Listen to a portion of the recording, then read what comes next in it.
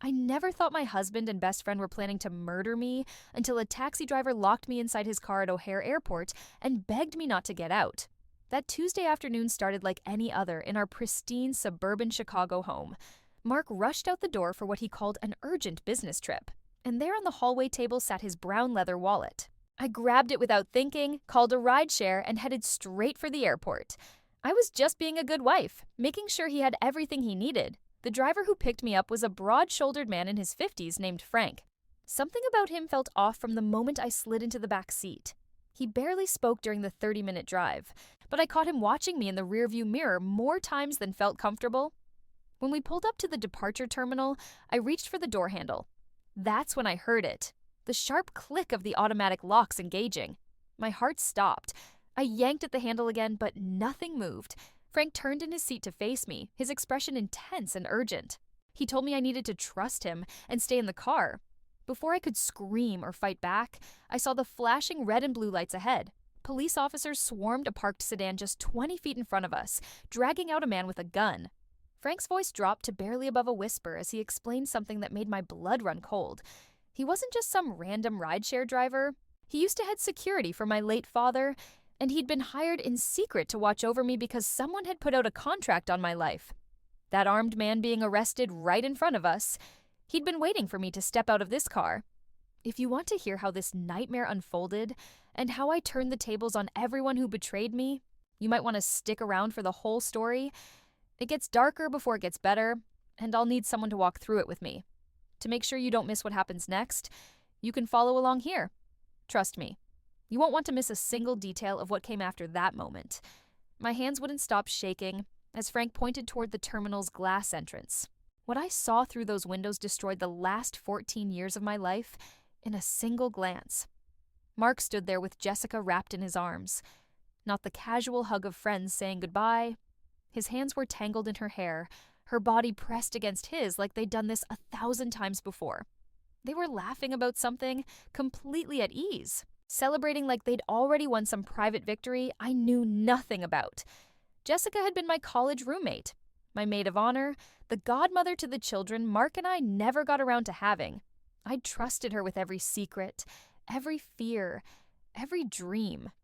And there she was, kissing my husband in an airport terminal like I didn't even exist. Frank's voice cut through the ringing in my ears.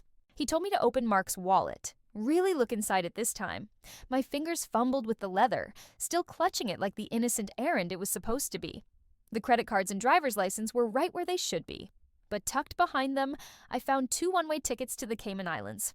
Both departing tonight, both in names I didn't recognize, though the photos on the fake passports were unmistakably Mark and Jessica. My stomach turned as I dug deeper. There was a life insurance policy freshly signed 3 weeks ago, with my forged signature at the bottom. $2 million payable to Mark in the event of my accidental death. The premium had already been paid in full. Then I found the power of attorney document. It was dated for tomorrow, giving Mark complete control over my family trust, the inheritance from my father that had always been in my name alone. The notary seal looked legitimate, but I'd never seen this paperwork before in my life. I'd certainly never signed it. The last item made my hands go numb. It was a handwritten note in Mark's scratchy penmanship, tucked into a small envelope. The words were brief and clinical, like a shopping list. It outlined a timeline. My disappearance tonight during a fake carjacking, the discovery of my body in 3 days, the insurance claim filed within the week, the trust assets transferred within the month. Frank kept talking, filling in the gaps I was too shocked to piece together myself. The man with the gun, the one the police had just arrested, had been hired through a contact in Atlantic City. Frank had been tracking the communications for weeks, ever since someone tried to bribe a morgue attendant to falsify a death certificate in advance. Everything clicked into place with horrifying clarity. Mark hadn't forgotten his wallet. He'd left it behind on purpose because he thought he'd never need it again after tonight. He thought I'd be dead before he landed in the Caymans. That wallet tucked safely in some evidence locker while he and Jessica started their new life with my money. I asked Frank why he hadn't warned me sooner. His answer was practical and cold. He'd needed to wait until he had proof, until the hired killer was in position, until he could catch everyone in the act. If he'd tipped me off too early, they would have just changed the plan and tried again later. The shock started giving way to something else, something harder and sharper than grief. I watched Mark and Jessica through that glass one more time. They were walking toward the security checkpoint now, her hand in his back pocket, his arm around her shoulders. They looked happy. They looked free. Frank asked me what I wanted to do. We could go to the police right now with everything we'd found. The evidence was solid enough for arrests, probably enough for convictions. Mark and Jessica would be in custody within the hour. But something stopped me from saying yes. Maybe it was the 14 years I'd wasted on a man who saw me as nothing more than a bank account with a pulse. Maybe it was the betrayal that cut deeper than anything Mark had done. Jessica's betrayal, the woman who'd slept in my guest room 100 times, who'd cried on my shoulder about her own heartbreaks while secretly plotting to put me in the ground. I told Frank to take me home. He looked at me like I'd lost my mind, but I knew exactly what I was doing. If we went to the police now, Mark and Jessica would get lawyers. They'd claim the documents were planted, that the hired killer was acting alone, that they'd been framed. Rich people with good attorneys walked away from worse than this every single day. I wasn't interested in probably getting justice. I wanted to guarantee it. And more than that, I wanted them to feel every ounce of fear and betrayal they'd tried to make me feel. I wanted them to know what it was like to have everything ripped away by someone they'd underestimated. Frank made me promise I wouldn't do anything stupid or dangerous. I promised, though we both knew I was lying. He drove me back to that perfect suburban house, the one Mark and I had picked out together 7 years ago, the one I'd spent weekends decorating while he was supposedly playing golf. The house felt different when I walked back inside. Every corner held a memory that was now poisoned. The kitchen where Mark had proposed, the living room where Jessica and I had binged entire TV series together, the bedroom where I'd slept next to a man who'd been planning my murder. I stood in the hallway where Mark's wallet had been sitting just 2 hours ago, the weapon he'd accidentally left behind, the mistake that had saved my life. Frank called my cell phone as I was staring at our wedding photo on the mantel. He told me Mark's flight had been delayed by 2 hours due to weather. That gave me a narrow window. If I was going to do this, if I was really going to play this game, I needed to start moving now. I asked Frank what would have happened if I'd gotten out of the car at the terminal. He went quiet for a long moment before answering. He said the hired killer had been positioned 30 feet from where Frank had parked, waiting with a knife, ready to make it look like a random robbery gone wrong. I would have been dead before I hit the pavement. That image should have terrified me. Instead, it crystallized everything into perfect cold focus. Mark and Jessica weren't just stealing from me. They tried to erase me completely, to make my death look random and meaningless so they could walk away clean. The fear drained out of me entirely, replaced by something I'd never felt before. I wasn't going to run. I wasn't going to hide. I was going to make sure they paid for every single lie, every betrayal, every moment they'd spent planning to put me in the ground. But first, I needed them to think they'd gotten away with it. Mark came home 3 hours later looking exhausted and annoyed. He told me his business trip had been canceled at the last minute, some client emergency that resolved itself. I smiled and said what a shame, that I knew how much he'd been looking forward to it. I handed him his wallet and watched his face carefully.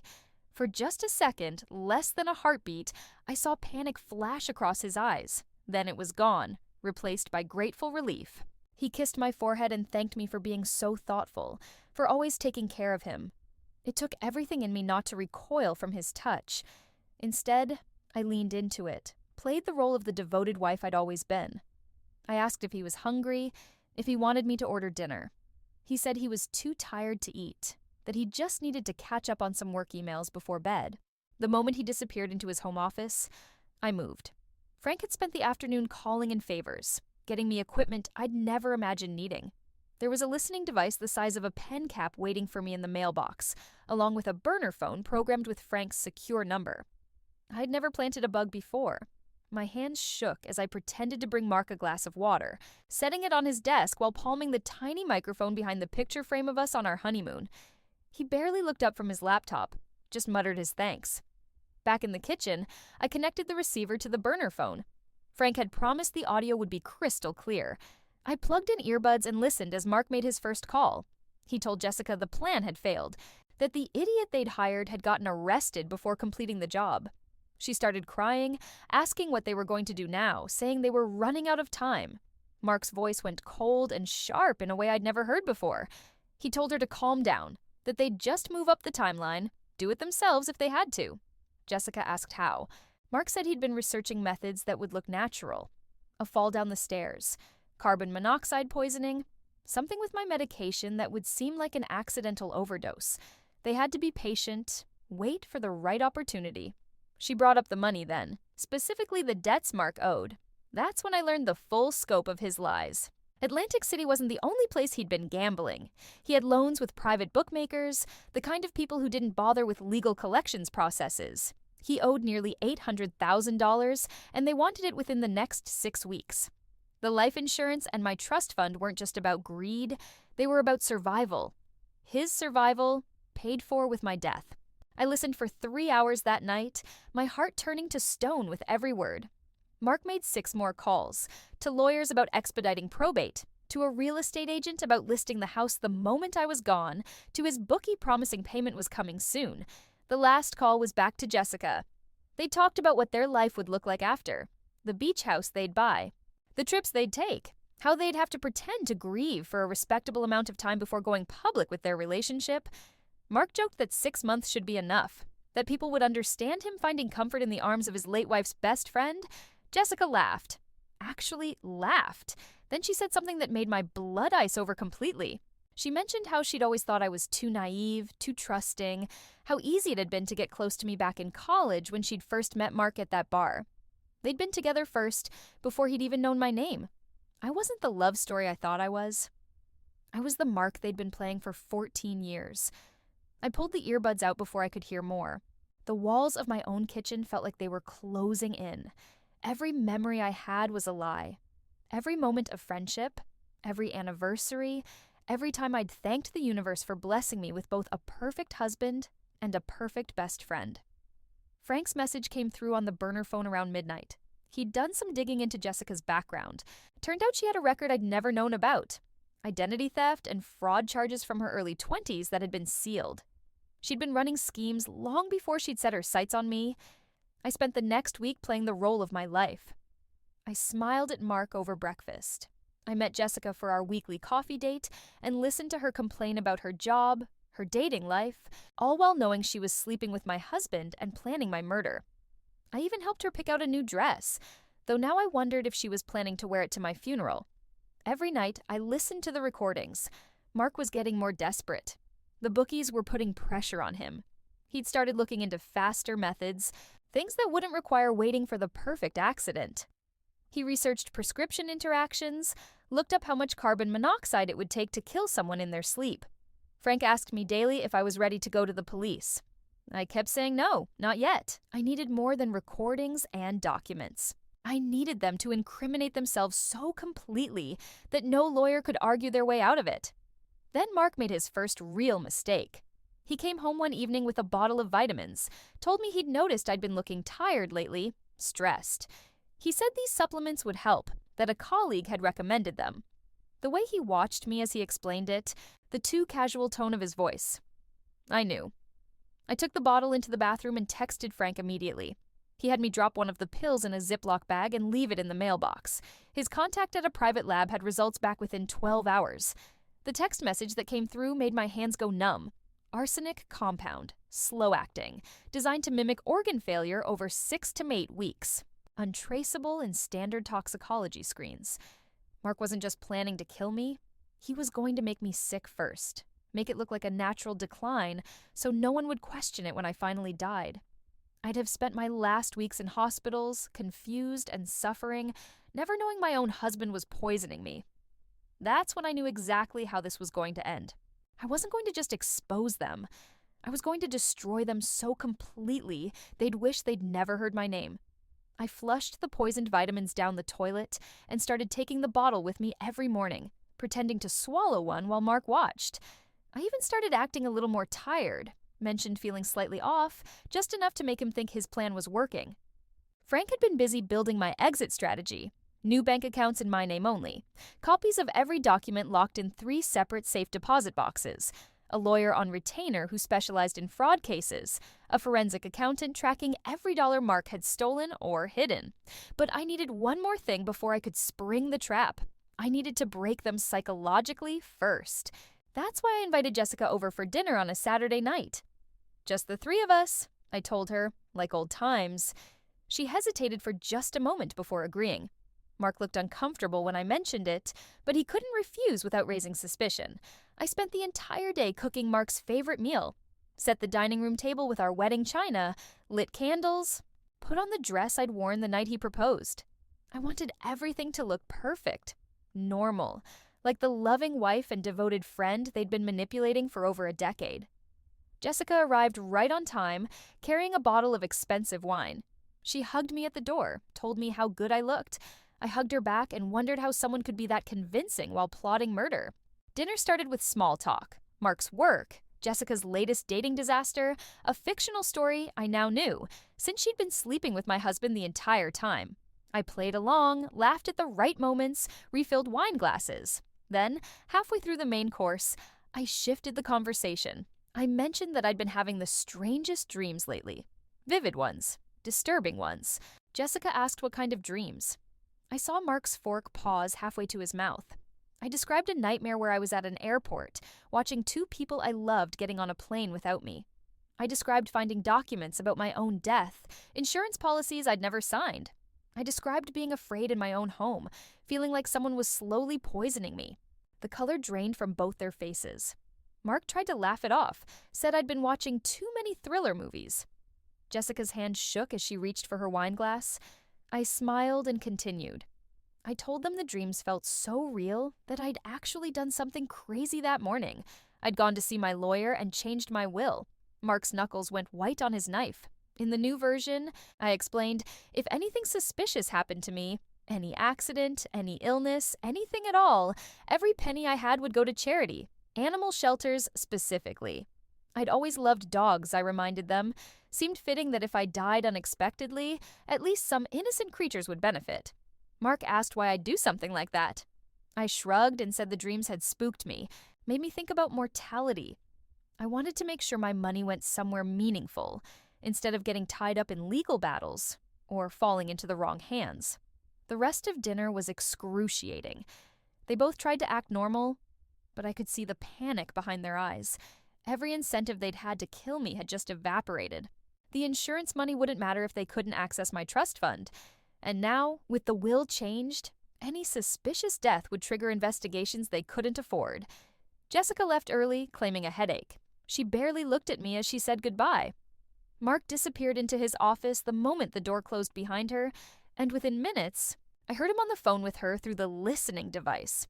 She was crying again, saying they were trapped, that the bookies wouldn't wait much longer. Mark told her to shut up and let him think. Then he said something that made me smile in the darkness of my bedroom. They needed to find the money another way. I'd just turned myself from a victim into an obstacle, and desperate people made mistakes. The next morning, I played my next card.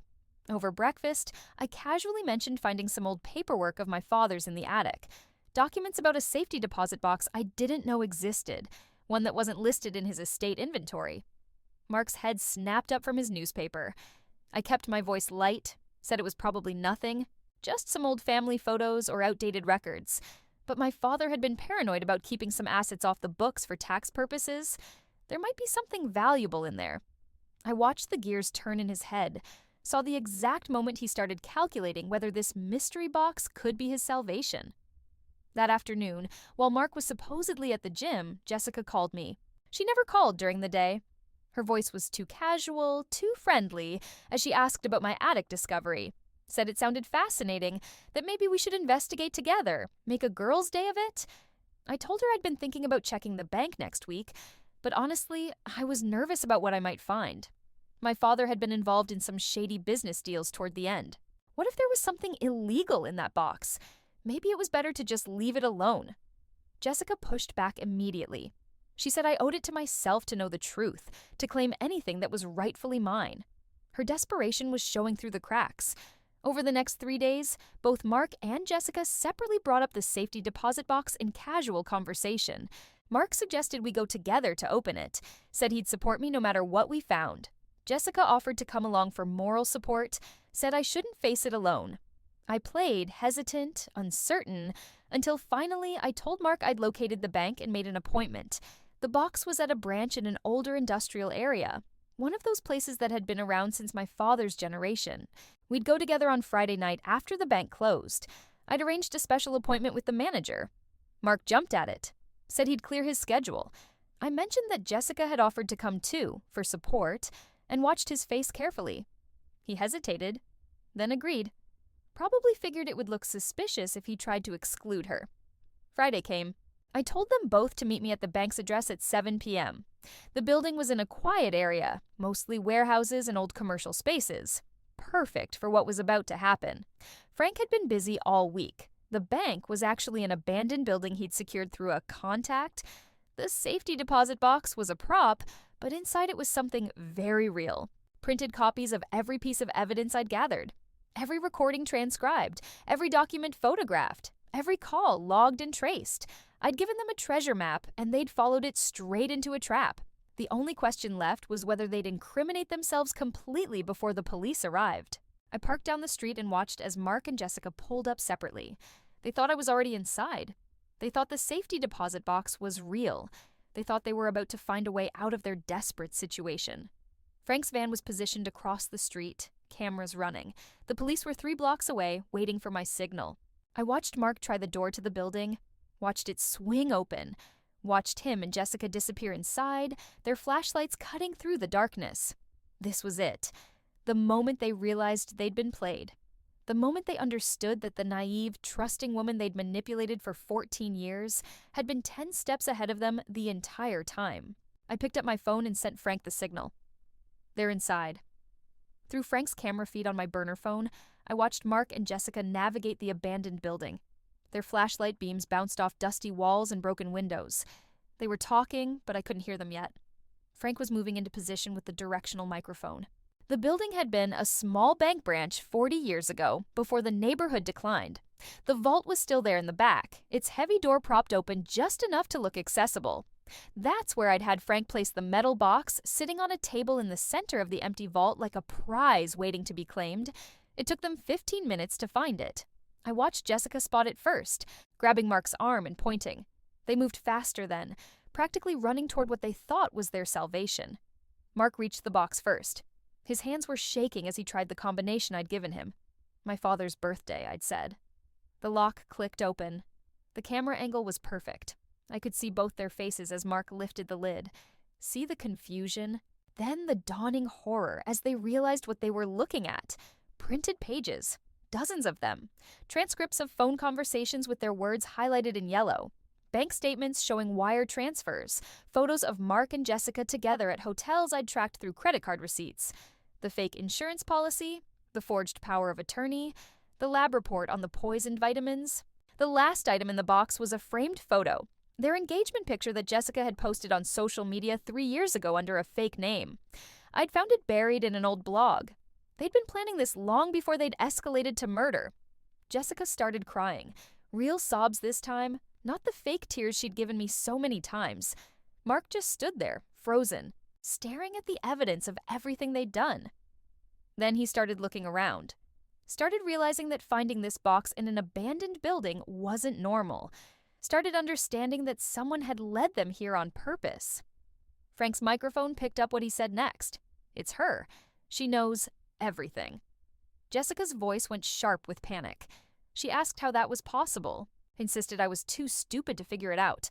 Mark told her to shut up, that they needed to leave immediately, that this was obviously a setup. But Frank had locked the vault door behind them remotely.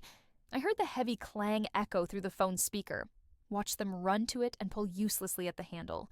Mark started shouting that this was illegal, that they'd been trapped, that someone would pay for this. The irony of him claiming victimhood made me laugh out loud in my car. Frank's voice came through the building's old intercom system, distorted and deep.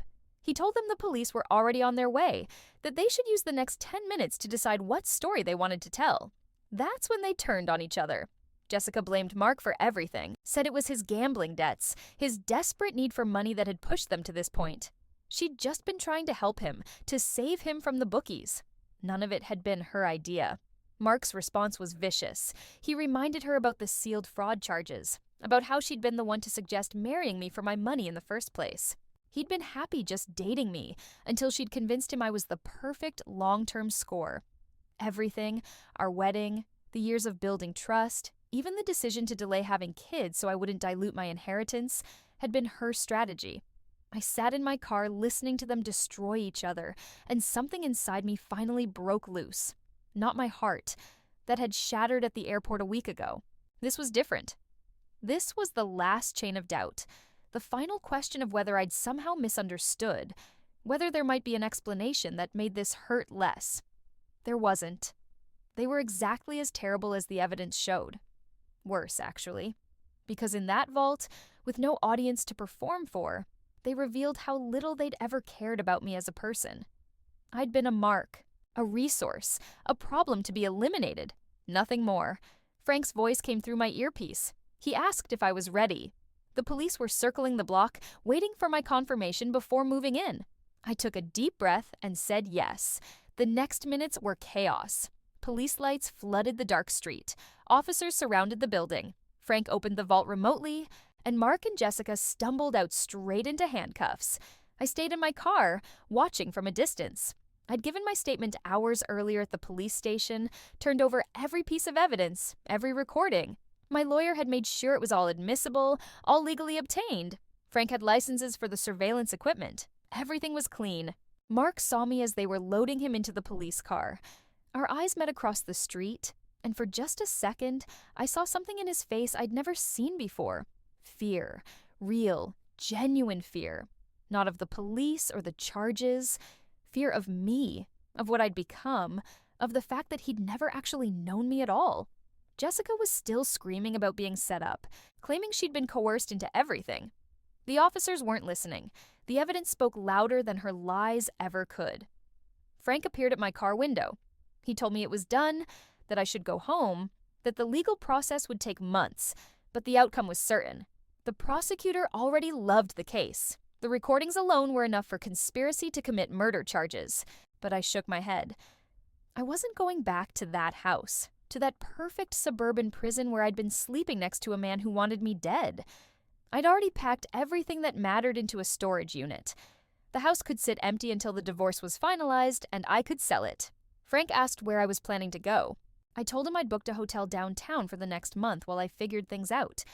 He offered to follow me there, make sure I got in safely. The drive through Chicago that night felt surreal. I kept expecting to feel something. Relief, maybe, or satisfaction. Instead, I just felt empty. 14 years of my life had been a carefully constructed lie, and now that the truth was out, I didn't know who I was supposed to be. The hotel room was sterile and anonymous. Perfect. I ordered room service and sat by the window watching the city lights blur through the glass. My phone buzzed with a message from my lawyer. The police had found more evidence while searching Mark and Jessica's properties. Turned out they'd been planning this even longer than I'd thought. There were notes dating back 7 years, right around when my father had died and I'd inherited his estate. They'd been patient predators, waiting for the perfect moment to strike. If not for Frank and that abandoned wallet, I'd be dead by now. They'd be on a beach somewhere, spending my money, probably already planning their next score. I called Frank late that night and asked him something I'd been wondering since the airport. I asked why my father had hired him to watch me in the first place. What had Dad known that I hadn't? Frank was quiet for a long time. Then he told me my father had never trusted Mark, had always thought something was off about how quickly our relationship had progressed, how Mark had isolated me from my father's business friends. Dad had hired Frank 6 months before he died, asked him to keep an eye on things, to protect me if anything ever seemed wrong. I started crying then. Real tears, for the first time since this nightmare began. Not for Mark or Jessica or our fake friendship, for my father, who'd tried to protect me even from beyond the grave. For all the years I'd thought I was lucky to have such a devoted husband, when really I'd just been a target who'd survived by accident. Frank told me to get some sleep, that things would look different in the morning. I wasn't sure I believed him, but I was too exhausted to argue. The last thing I did before turning off the lights was check my bank account. Everything was still there. Every dollar I'd spent years worrying Mark would somehow access. My father's trust fund, my own savings, all of it safe and untouched. Tomorrow, I'd start rebuilding. Tonight, I just needed to survive the weight of knowing I'd been living in a lie that had almost killed me. The preliminary hearing was set for 3 weeks out. My lawyer, Patricia Chen, specialized in cases exactly like mine: domestic fraud, conspiracy, attempted murder wrapped up in seemingly perfect marriages. She told me over coffee that she'd seen dozens of cases where women were targeted for their money, but few where the victim had gathered such airtight evidence before the crime could be completed. Patricia asked me how I'd known to start investigating. I told her about the wallet, about Frank, about the split second of panic in Mark's eyes when he thought he'd been exposed. She said most people would have confronted their spouse immediately, given them a chance to talk their way out of it. She asked why I hadn't. The answer was simple: because I'd spent 14 years watching Mark charm his way out of every uncomfortable situation. A speeding ticket talked down to a warning, a client complaint smoothed over with expensive dinners, even arguments with me that somehow always ended with me apologizing for being unreasonable. If I'd confronted him at the airport, he would have convinced me I was crazy, that the tickets were for a surprise trip, that the insurance policy was just good financial planning, that I was paranoid and irrational and needed to trust him. And because I'd loved him, I probably would have believed it. Patricia pulled out a folder then, spreading documents across the conference table. She'd been doing her own digging. Mark's gambling debts were even worse than I'd thought. Over $1 million spread across 5 different bookies and loan sharks. He'd taken out 3 secret credit cards in my name, maxed them all out, and had been making minimum payments for years. But the detail that made my blood run cold was a police report from 6 months ago. A woman in Nevada had accused Mark of fraud, claimed he'd seduced her and stolen $50,000 from her business account. The charges had been dropped after Mark's lawyers argued there was no proof of coercion, that it was a civil matter at best. Patricia told me she'd contacted that woman, Elena, and gotten permission to share her story. Elena had met Mark at a casino in Las Vegas where she'd been celebrating her company's successful year. He'd been charming, attentive, said all the right things. They'd dated for 3 months. He'd asked to borrow money for a business investment, promised to pay her back with interest. Then he'd vanished. Elena had been too embarrassed to push the criminal case, afraid it would damage her professional reputation. But she was willing to testify now, to show a pattern of behavior. She wanted to make sure Mark couldn't do this to anyone else. I thought about all the business trips Mark had taken over the years. How many other women had there been? How many other near victims who'd gotten lucky or cut their losses before things escalated? Patricia had found 2 more, one in Houston, one in Miami. Smaller amounts of money, same pattern of behavior. Both women had been single, successful, financially stable. Both had met Mark in cities where he'd supposedly been traveling for work. Both had been left feeling stupid and used when he'd disappeared. None of them knew he was married. None of them knew about each other. I'd been at home playing the devoted wife while my husband was running practice runs for the long con he'd been pulling on me. The prosecutor assigned to the case, David Morrison, joined us for the next meeting. He was building the attempted murder charges around the poisoned vitamins and the hired hitman at the airport. The fraud charges were almost too numerous to count. Forged documents, identity theft, conspiracy to commit wire fraud, and about 15 others. David told me Mark's lawyer had already approached him about a deal. Mark wanted to testify against Jessica in exchange for a reduced sentence. He was claiming she'd been the mastermind, that he'd been coerced into participating, that he'd loved me all along and just gotten in over his head.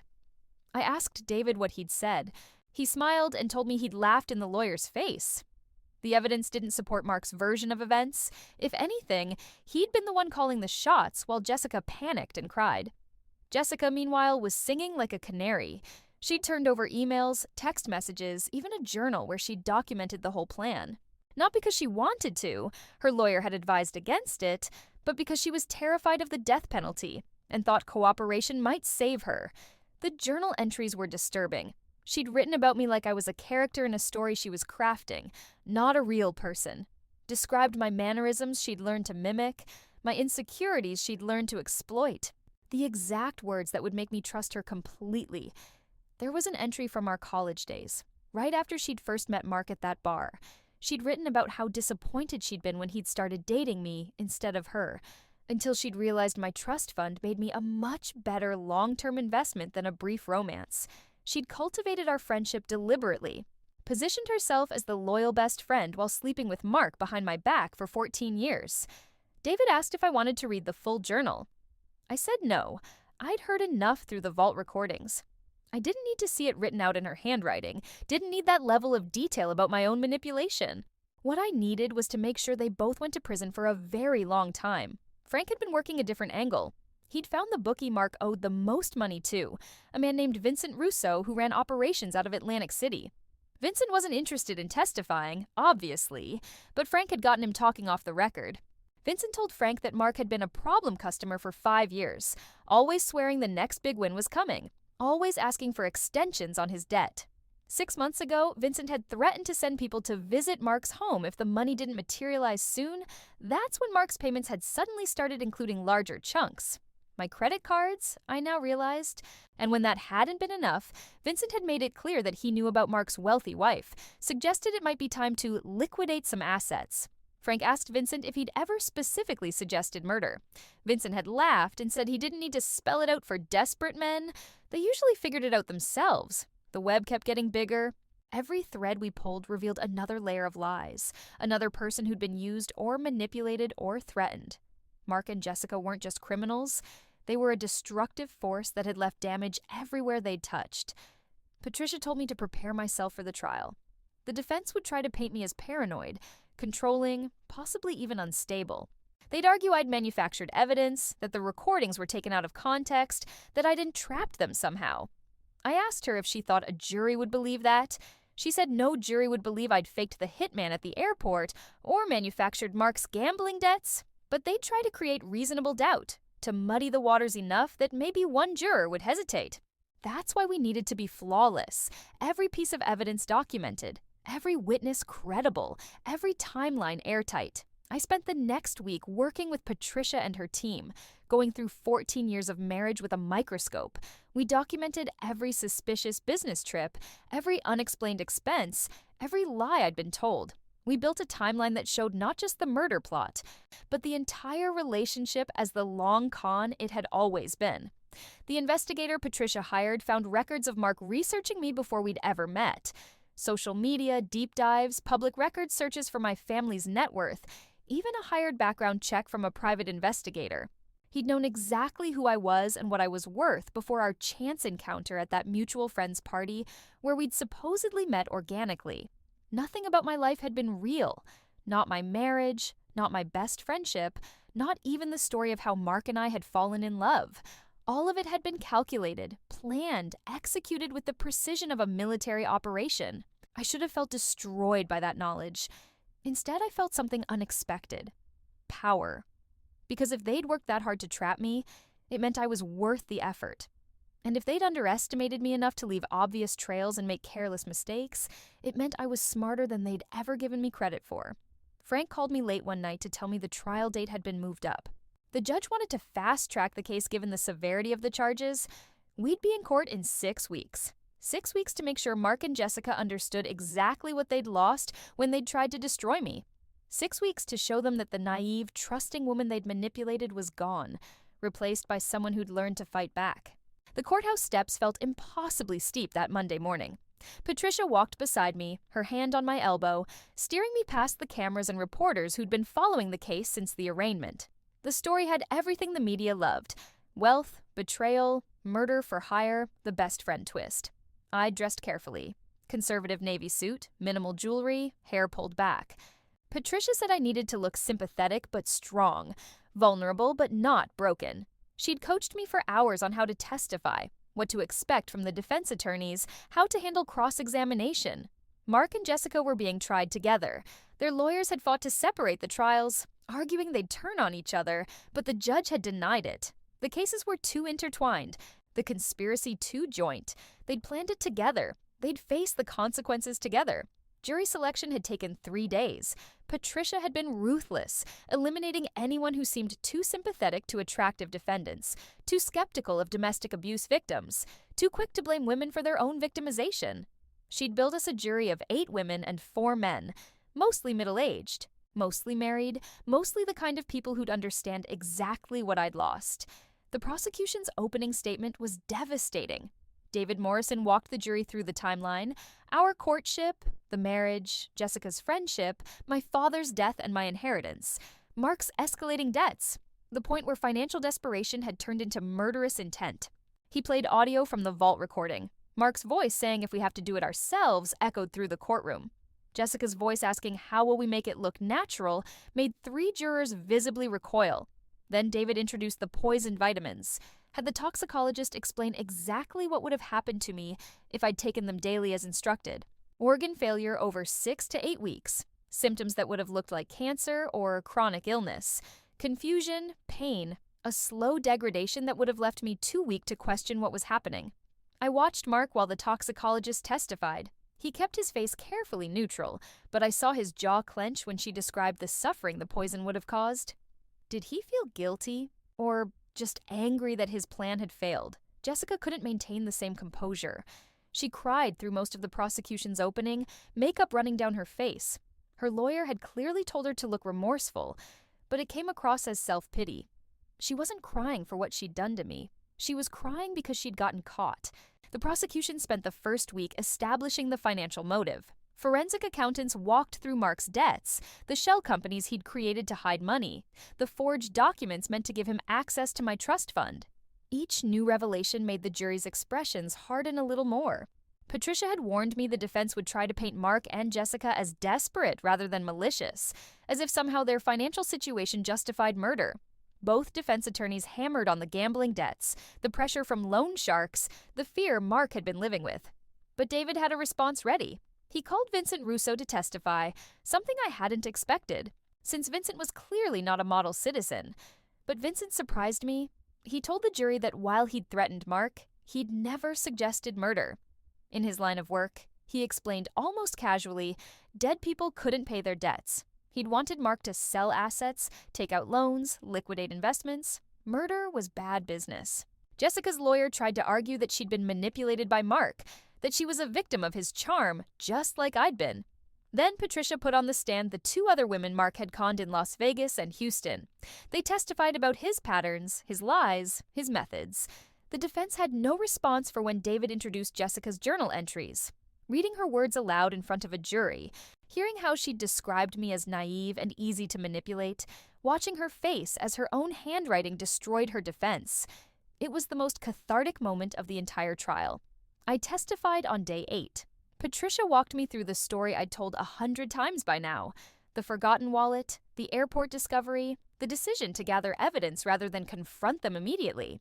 I described finding the poisoned vitamins, listening to the recordings, watching them turn on each other in the vault. Mark's lawyer came at me hard during cross-examination.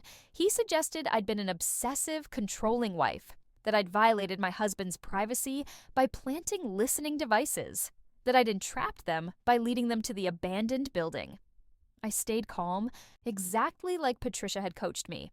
I pointed out that installing a listening device in my own home to protect myself from a husband I suspected of planning my murder wasn't illegal or unreasonable. That gathering evidence of a crime wasn't entrapment when the crime was already in progress. The lawyer asked if I'd considered just confronting Mark, giving him a chance to explain. I looked directly at the jury and said I'd loved my husband for 14 years and trusted him completely. If I'd confronted him, he would have lied, and because I'd loved him, I would have believed those lies.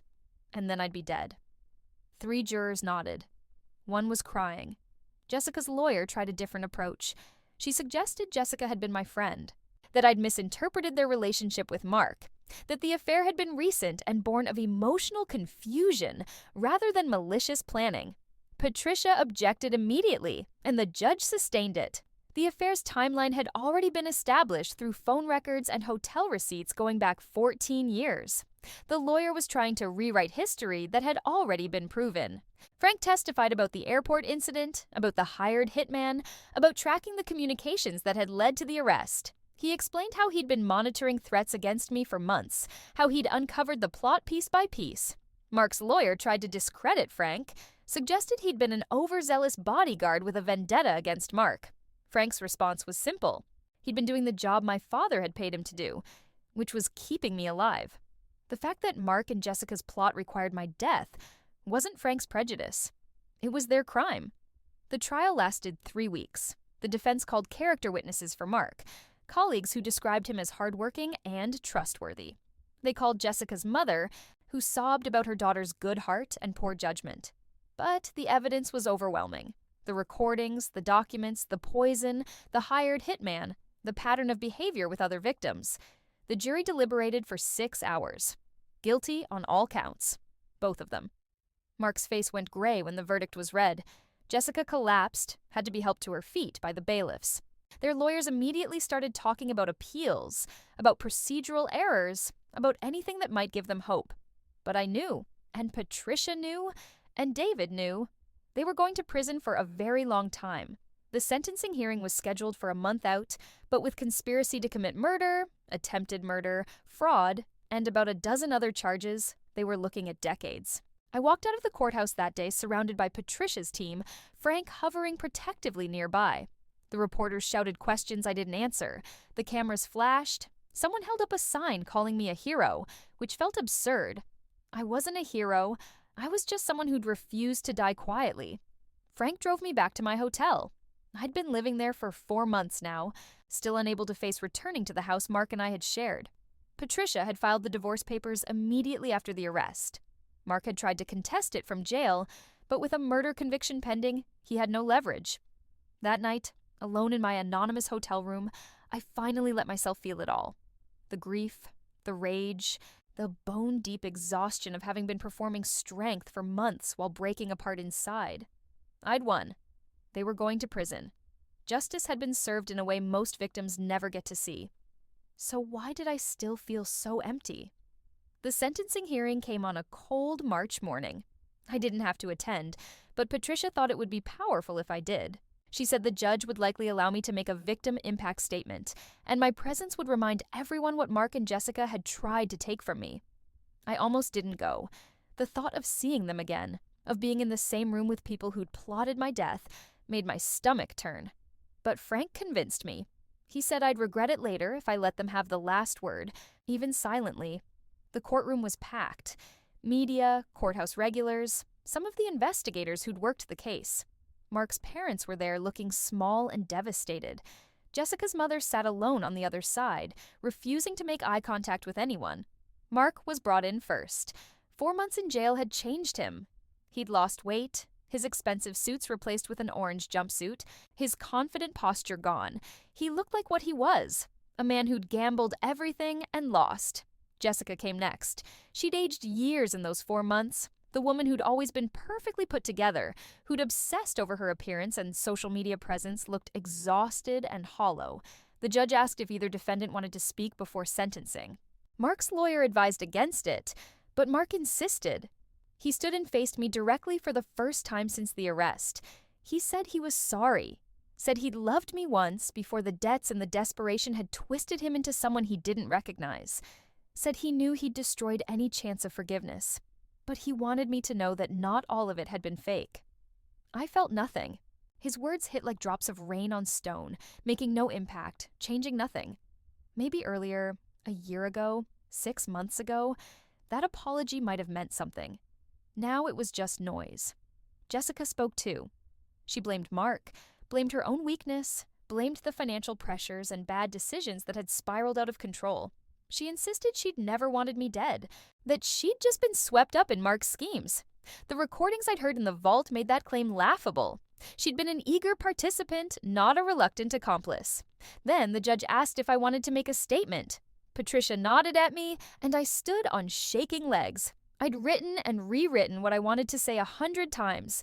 Patricia had helped me edit it down to something concise and powerful.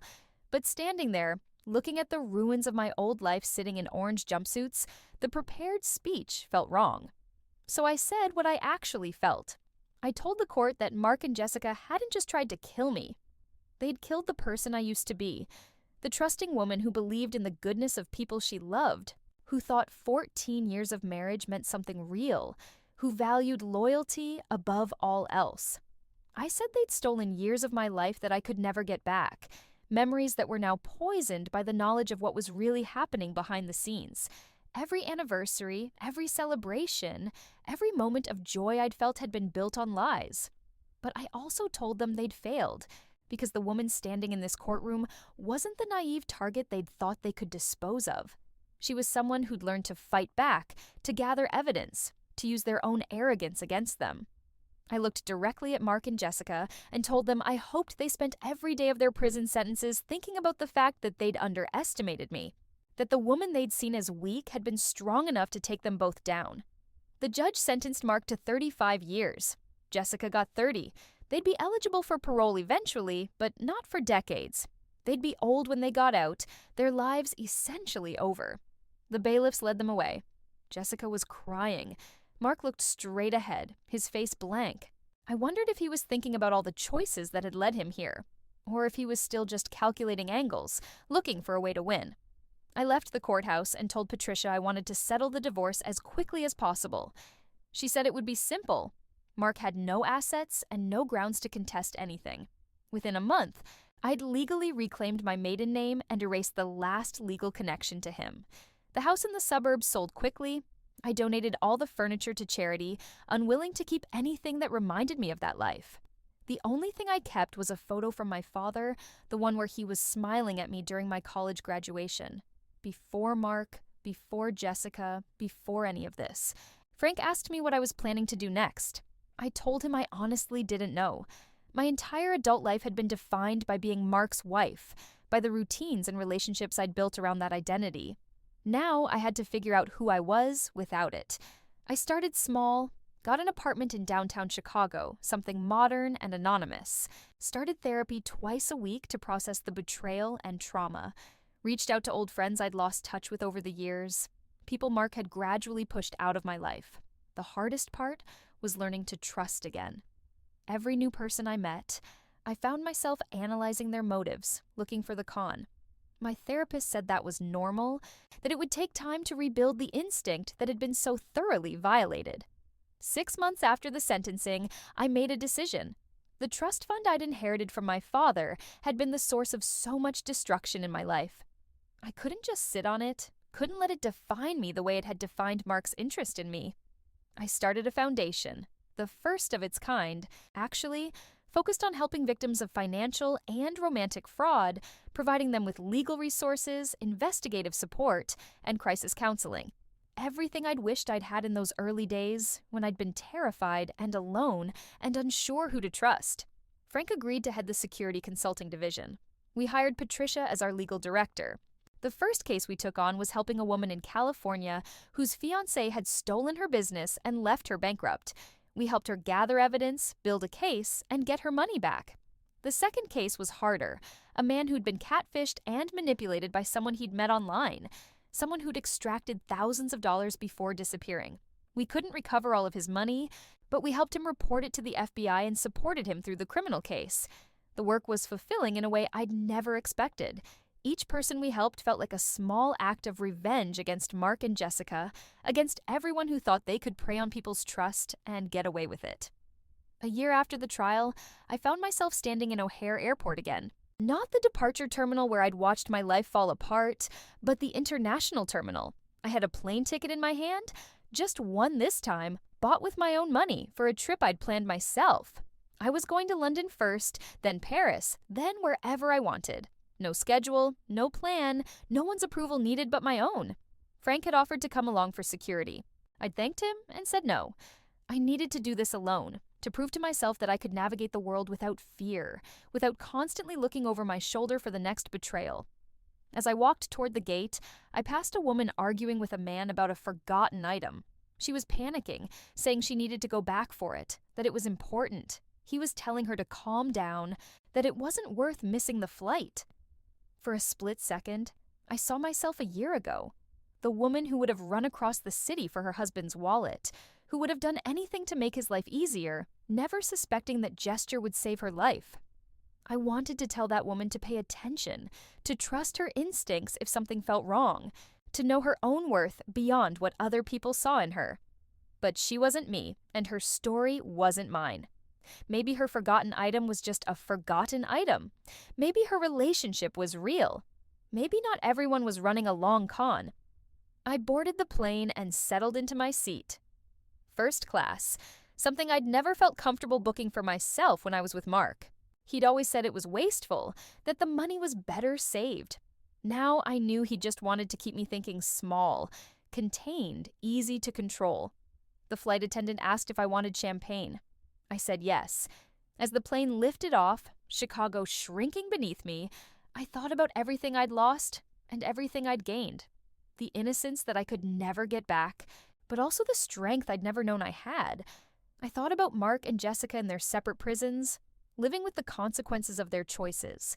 Part of me hoped they tortured themselves with what-ifs and almost dids. Part of me hoped they'd forgotten me entirely, that I was just another failed score they no longer thought about. Mostly, though, I hoped I'd eventually stop thinking about them at all. The woman next to me asked where I was heading. I told her London first, but after that, I wasn't sure. Wherever felt right. She smiled and said that sounded like freedom. I realized she was right. For anyone watching this who's been through something similar, who's discovered that someone they loved was using them, who's had to rebuild their life from the ground up, I want you to know something.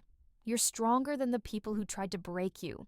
The fact that you're still here, still fighting, still trying to trust and love and move forward, is proof that they failed. And if you're going through it right now, if you're in that moment where you're not sure if you're being paranoid or if your instincts are right, listen to those instincts.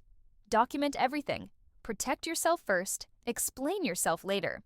It's not paranoia if they're really out to hurt you. I've had people ask me how I knew to start investigating instead of just confronting them. Honestly, I didn't know. I just felt deep in my bones that if I gave them a chance to explain, I'd end up dead. That instinct saved my life. Trust yourself, protect yourself, and remember that you don't owe anyone, not a spouse, not a friend, not anyone, your safety or your life in exchange for their comfort. I'm sharing this story from somewhere over the Atlantic Ocean right now, starting the next chapter of a life that's finally mine. If my story resonated with you, or if you want to hear more stories about people who fought back and won, I'd love to hear from you. Drop a comment telling me what city you're listening from. I'm curious how far these stories travel. And if you found something valuable here, hit that subscribe button. This channel is dedicated to telling stories of survival and strength, of people who refuse to be victims, of justice served even when the odds seemed impossible. Thank you for being here with me through this whole journey. It means more than you know to not feel alone in what happened, to know that sharing these experiences might help someone else recognize the warning signs before it's too late.